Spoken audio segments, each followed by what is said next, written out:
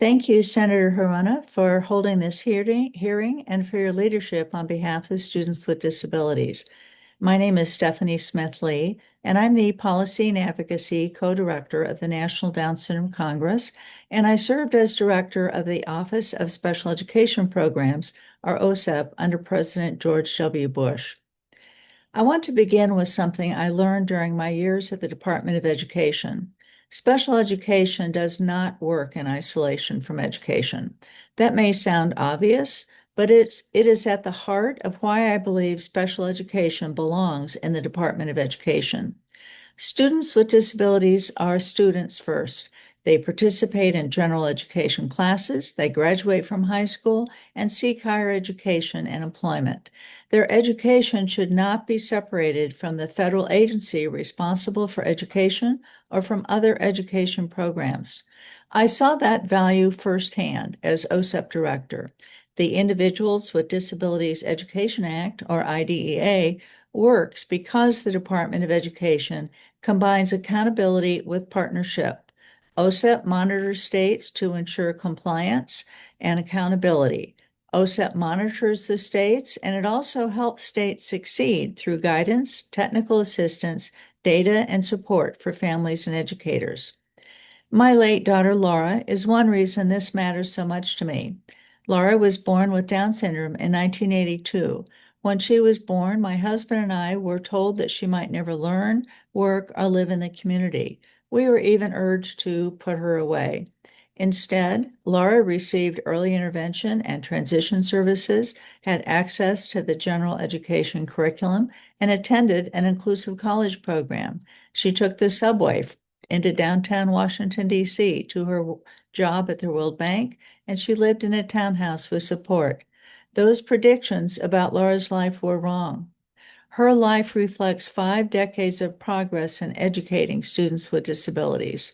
Before the first version of IDEA was passed in 1975, more than 1.7 million children with disabilities were excluded from public schools, and approximately 100,000 children with disabilities lived in institutions.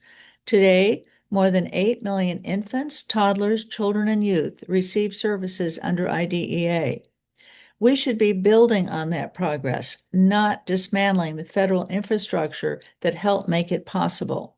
Moving special education to the Department of Health and Human Services, an agency focused on patients, not students, would separate it from the rest of federal education policy and weaken the expertise and coordinated oversight that students, families, and states depend on. The same is true for civil rights. Students with disabilities need a strong Office for Civil Rights in the Department of Education. Education and civil rights are inseparable when the issue is whether a child has an equal opportunity to learn and is protected from discrimination. I know that the system is not perfect, and improvements in the implementation of IDEA need to be made, but improving a system is very different from dismantling it. Supports for students with disabilities and IDEA has always been bipartisan.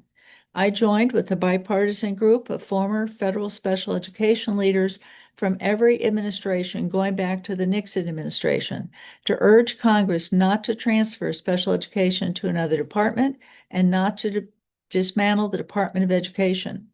The federal government should not make it harder for states and schools to partner with families and implement a law that Congress enacted to protect the educational rights of students with disabilities.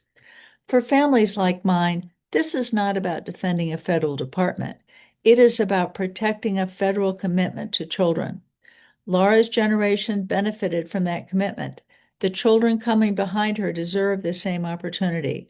I urge Congress to keep special education at the Department of Education, stop the dismantling of the department, and focus our efforts on what matters most, ensuring that every student with a disability has the opportunity to learn, contribute, and thrive. Thank you.